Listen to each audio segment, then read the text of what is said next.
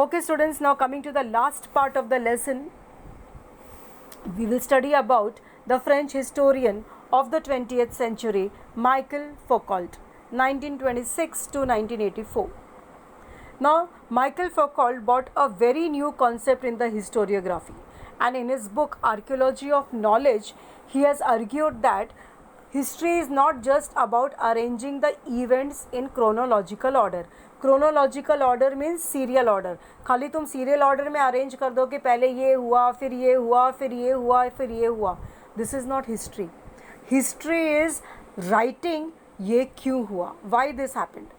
Okay, so not just recording the changes or the transitions means change, so not just recording the transitions but also making a research that why these transitions happened. I'll give a very small example. Like everyone know that man earlier led a nomadic life. Nomadic life यानी बंजारों के जैसा रहता था, कुछ महीने या एक साल एक जगह पे रहा, उसके बाद में वहाँ से वो जगह छोड़ के दूसरी जगह पे जाकर रहता था, फिर वो जगह छोड़ के दूसरी जगह. क्यों ऐसा करते थे? क्योंकि जब लोग वो एक जगह पे जाते थे तो उस जगह पे फॉरेस्ट में जितने भी क्रॉप्स होते थे, पेड़ होते थे, उससे जो फ्रूट्स मिलता था वो सब वो लोग खाते थे, यूज़ करते थे, और यूज़ करके जब सब ख़त्म हो जाता था तो वहाँ पे उस जगह से कुछ नहीं मिलने वाला है. So what they used to do, they used to go to another place. Okay, but after some time ये प्रैक्टिस स्टॉप हो गया and they started building houses and staying at one place. तो ये हो गया, हमने क्रोनोलॉजिकल ऑर्डर में लिख देंगे कि पहले नोमैडिक लाइफ था, now they got settled in one place. But ये क्यों हुआ, why, that we have to, why they were roaming for food, क्योंकि फूड उनको एक जगह पे नहीं मिल रहा था. क्यों नहीं मिल रहा था?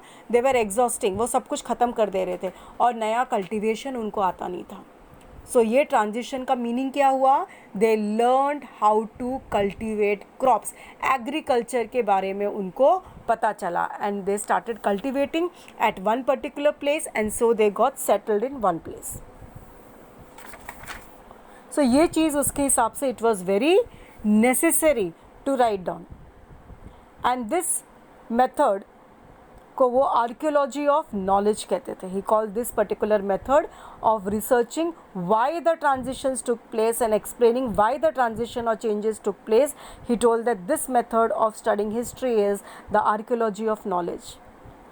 Then there were many other fields where other historians never went into or never researched.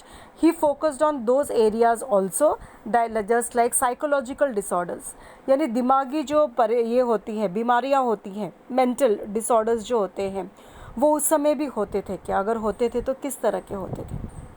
Then science of medicine.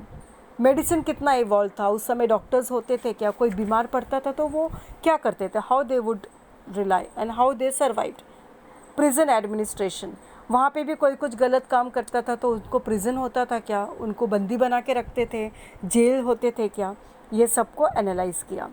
And दस you can see that slowly and slowly how the scope of historiography धीरे धीरे expand करता गया, और अभी हमारे पास history में इतने वेरियस सब्जेक्ट्स हैं, जैसे literature.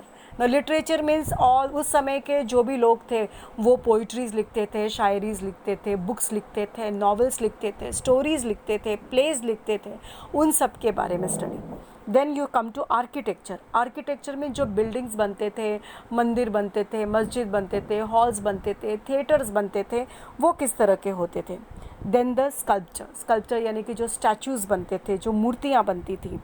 Then drawing, painting, music, dance, drama, films, television etcetera, सब कुछ अभी इसमें आ गया है, बिकॉज इतना एडवांसमेंट हो गया है कि नाउ मूवीज़ का भी एक हिस्ट्री हो गया है कि कब पहला पिक्चर बना था, वो कैसा था, तब की टेक्नोलॉजी कैसे थी और अब की कैसे है, एंड हाउ ये चेंजेस आते गए, चेंजेस क्यों आए, क्या प्रॉब्लम सी. Whenever there is a need, कुछ परेशानी होती है तभी कुछ नया होता है. Like we say that need और we say the necessity is the mother of invention. तो इस चीज़ को ध्यान में रखते हुए the history study is to be done.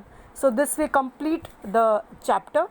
So read the textbook very nicely and further instructions will be given to you.